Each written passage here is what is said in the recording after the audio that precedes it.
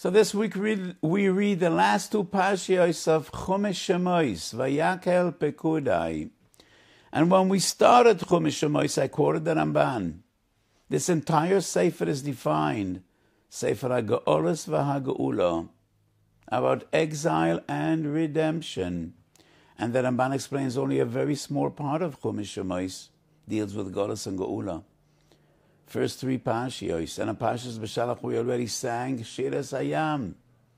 The Ramban explains Geula is not a function of personal freedom or even of national sovereignty. Ad asher al malas avoisam yeshuvon. The Geula is only when we are restored and we come back to the heights, to the greatness of our forefathers, and that is why Yisro Mishpotim that tell the story of Kabbalah Satorah are part of the Geula. Hakomes HaMishkan is the climax, when we once again were Zeiche to Ashras HaShechina. So the first 3.5 parshiyos deal with actual leaving Eretz Mitzrayim.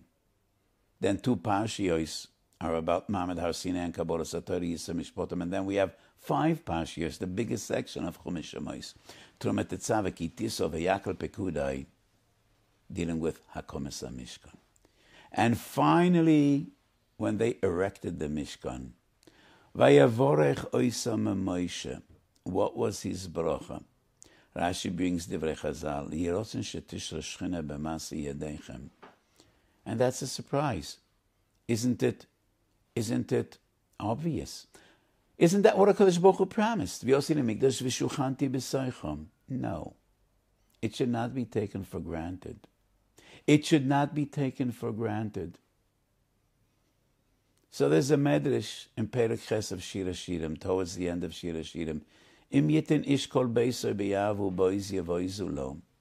The medrash says that Liosed Lovei, in the end of days, when Mashiach will come, Yiskapsu and they bring together all the gold and silver in the world, and they will build a house of tremendous beauty and majesty, a Beis Mikdash that would be greater and bigger and more beautiful than the Beis Mikdash that Shlomo HaMelech built. And they will invite HaKadosh Baruch Hu, please come and dwell in this house. And HaKadosh Baruch Hu will laugh at them.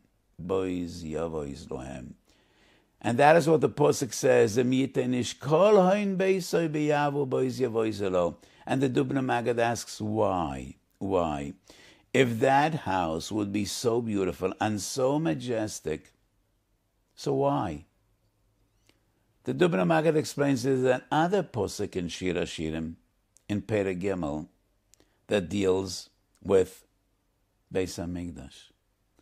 Apiryoin oso loi hamelech shloimo ma'atzei halavonoin. Amodav oso kesef, repidosei zov, merkavo argaman, toichoi rotzav ahavo mebnois Yerushalayim. So the Medrash says, that was the Beis HaMikdash that Shlomo HaMelech built.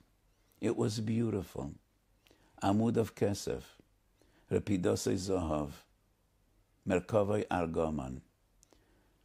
But what it was really about, and what appealed to HaKadosh Baruch Hu, was Toichoi Rotzav Ahavo Mebneis Yerushalayim. It was the heart that we put into the Beis HaMikdash. Moshe Rabbeinu, first and foremost, and Betzalel, and Oholiav, and all of those that brought Nidvus HaMishkan. And in the days of Shlomo HaMelech, Apirya Nosalo HaMelech Shlomo, and it was a house greater and more majestic than any other. But it wasn't the majesty that appealed to HaKadosh Baruch Hu, and it wasn't the gold and the silver, but Toichoi Rotzav Ahavo Mebnois Yerushalayim. And the Gemara says in Sanhedrin, when Nebuchadnezzar destroyed the first Beis HaMikdash, Bas Kol Yotzam and Hashemayim, Rusha ben Benoi Shaloi Searosha, Kemach Tachun Tachanta, Bayet Charev Hechrafta. As long as HaKadosh Baruch Hu dwells in the Beis HaMikdash, there's no force in the world that could destroy HaKadosh Baruch Hu's house. HaKadosh Baruch Hu left the Beis HaMikdash, Silek Shchinosei, because there no longer was Toichoi Rotzav Ahavo Mebnois Yerushalayim. And then came along Nebuchadnezzar and Titus, and they destroyed the house because HaKadosh Baruch Hu's Shechina was no longer there. So it is all about Toichei Rotzaf Ahavo Mebnois Yerushalayim. There's an amazing Sforno in Parshat Pekudei. The Sforno asks, how come the Beis HaMikdash, that Shlomo Melech built in Yerushalayim, that is the Mukom HaMikdash, that is the holiest place in the entire world, but it was destroyed, and the clay Mikdash fell into the hands of Soinei Oivei Yisrael. It didn't happen to the Mishkan. The Sforno explains the Mishkan was built by Kedusha V'Tahara, step after step, from stage one. Shlomo Melech made a tragic mistake when he invited Chiro Melech Tzor to donate Arzei Halavanan, the cedars of Lebanon. And that is why the Mikdash ultimately was destroyed. At one stage, it lacked the Kedusha, the Tahara, the heart of Klal Yisrael. And that is the bracha of Moshe Rabbeinu, Shetishra Shechina B'Masi Yadeinu. We should be zeicher that this should be a bayis lo netzach, an eternal home for HaKadosh Baruch Hu, which should never be destroyed. And that is only if we know how to build this house, B'Kedusha V'Tahara. So in Ksubas Anambov Metziani, Yerushalmi Mesechet Megillah Chazal tell the story of the two great Talmidim, of Rabbeinu HaKodesh, Rav Chia and Rav Chanina Bar Chama, who are arguing and learning. And Rav Chanina says, how do you dare to argue with me? Ilu tishtakech torim Yisrael hadan elei bepilpuli. And Rav Chia responds, Vanu avid niderot tishtakech mi Yisrael. You're talking theory. If the Torah will be forgotten, you could restore it. But I actually am responsible that the Torah was not forgotten. And the Gemara says, what did Rav Chia do that was such an amazing achievement to ensure that Torah will never be forgotten? He bought flax. He made nets. He trapped deer. He fed them. He slaughtered them. And from their skin, he made klaf. And he wrote Sforim, and he taught Yaldei Yisrael.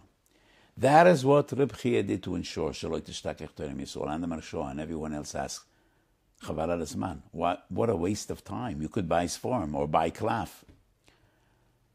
No, Reb Chia understands, if we want to ensure the future of Klal Yisrael, Shaloi Tishtakech Torem Yisrael, from stage number one, from the very beginning, it all needs to be L'Shem Shemayim. We can't buy klaf. We don't know who produced that klaf and how it was brought to be.